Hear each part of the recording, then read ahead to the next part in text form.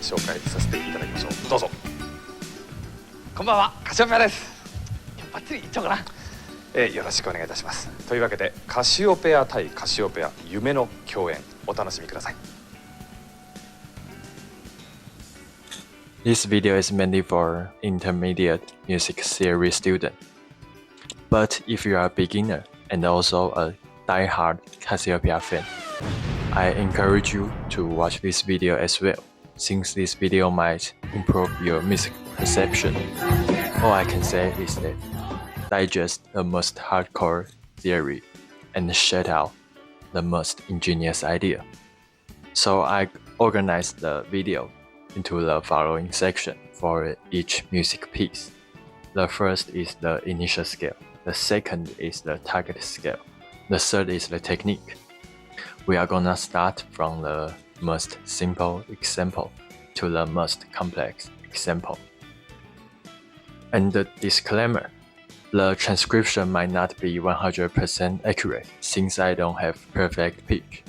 But the harmonic structure and the melodic rhythm is the best I can do. And I will not explain why or how Cassiopeia choose this technique over other technique, because I think their music is inherently very improvisational. I think they might just be jamming around and suddenly their idea just come out. I can only tell you guys the phenomenon, and I ensure Cassiopeia don't want you to copy their music. Cassiopeia wants you to enjoy their music. So let's start.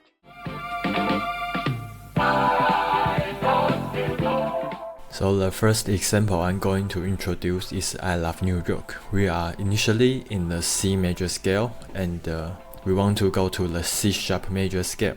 Now, how do we achieve that?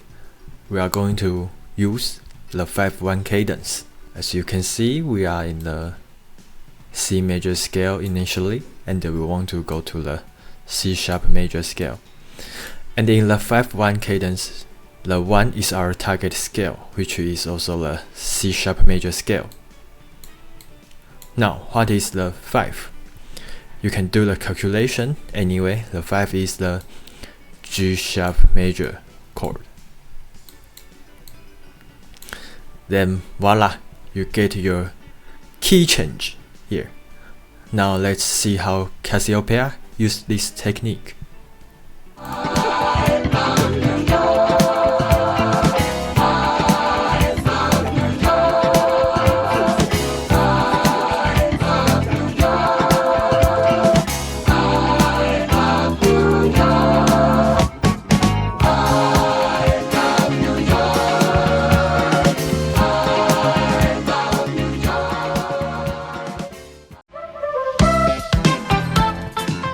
The second example I'm going to introduce is the sound graphic. We are initially in the C major scale and we want to go to the C minor scale, which is also the parallel minor of the C major scale. Now, how do we achieve that? We are going to use barrel chord. We are initially in the C major scale and we want to go to the C minor scale. What we essentially need to do is borrow the fourth chord in the C minor scale, which is the F minor chord. This is our pivot chord from the C major scale to the C minor scale. So after we use the fourth chord, F minor, we then use the sixth chord, F flat major chord, and the seventh chord, B flat major chord. Then we head back to the C major chord, which is the first chord in the C major scale. So voila, you get your key change, and you actually change the keys 2 times. First time is from the C major to C minor. The second time is from the C minor back to the C major. Now let's see how Cassiopeia utilize this technique.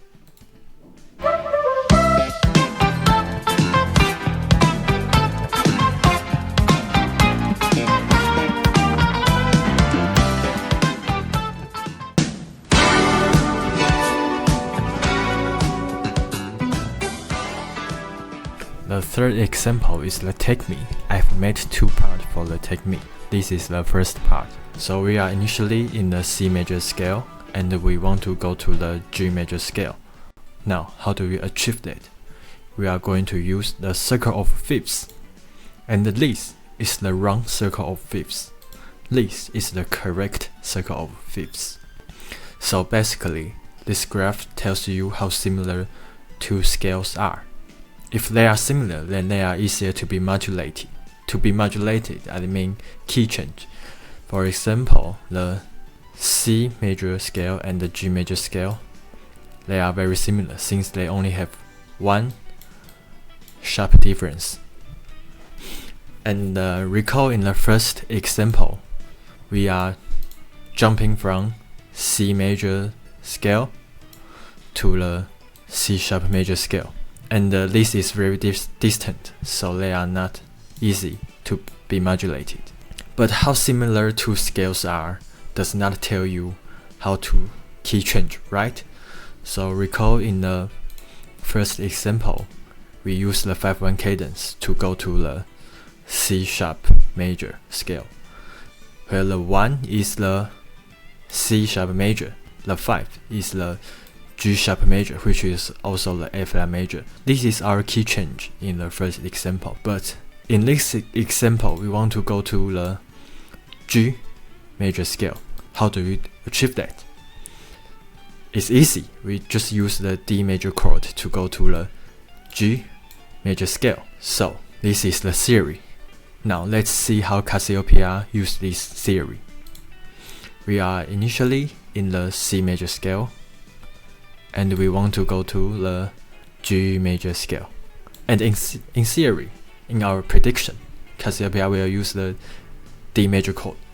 So this is where Cassiopeia used the D major chord. And note that in theory, you can use the circle of fifths to iterate through all the scales you want. For example, you can key change this, then this, then this. If you are interested in this kind of sorcery, you can go to hear the Giant Step by the John Coltrane. Now, let's see how Cassiopeia utilized this technique.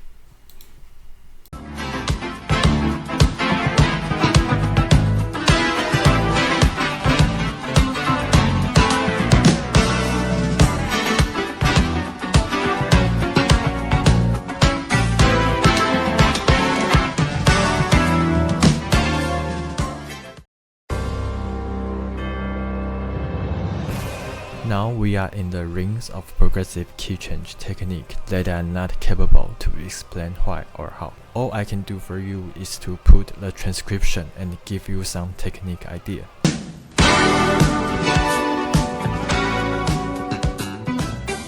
So we are going to start from the Take Me part 2.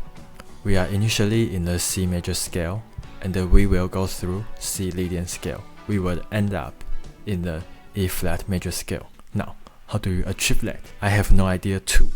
The best advice I can give you is the combined usage of passing chord and chromaticism. It's too spicy. For now, what do I mean the passing chord? Passing chord is how to transform from C major chord to the D minor chord. You can use the C sharp diminish. Apply the same logic. How do we transform from the D minor chord to the E minor chord, the D sharp diminish? This is the passing chord. And as you can see, the bass note is actually chromaticism, right? From C to C sharp to D, D to D sharp to E. This is the chromaticism. But the most important part is we end up in the E flat major scale. We are initially in the C major scale and go through the C Lydian scale and end up in the E flat major scale. Now, how does Minoru Munkaya change from the C Lydian scale to the E flat major scale? Actually, he didn't use any fancy technique. He just brutally used the down sending phase to change from the C Lydian to the E flat major. And this is the place where the audience could hear the sonic change in the music piece. Now, let's see how Cassiopeia use this technique.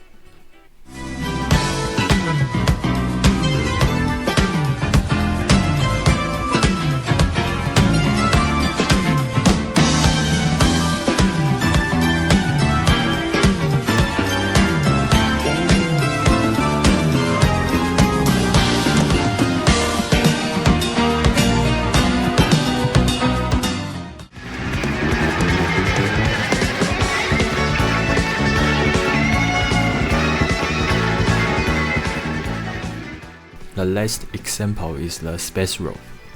We are initially in the D major scale, and we will end up in the D major scale. You might be wondering, what the fuck are you saying, bro? So I will show you what scales we need to iterate through. We are initially in the D major scale. We will go through the F major scale, and the F flat major scale, and the B major scale. Then we head back to the D major scale. Now, how do you achieve that? I have no idea either. Fucking lines, embarrass yourself like that in front of all those goddamn people. But for you advanced jazz musician and the music theory enthusiasts, you might notice something strange. If you combine the D and the F and the F flat and the B, you would get a diminished seventh chord, right? Since they are all minor third apart. And we back to the tab. You can see that D, F, F flat, and the B. But the next question is, how do we back to the D major? In the diminished seventh chord, if you add another minor third on the top, you would get a D. So that's how Cassiopeia used this theory. Then the next question is, what other chord has this property? The answer is the augmented chord. D augmented chord, you would get a D and the F sharp and the F flat sharp and a D. They have all same intervals apart. So this is just another usage you can use. Now let's head back to see how Cassiopeia used this diminished chord. I would call it diminished chord key change. So let's see how Cassiopeia used this technique.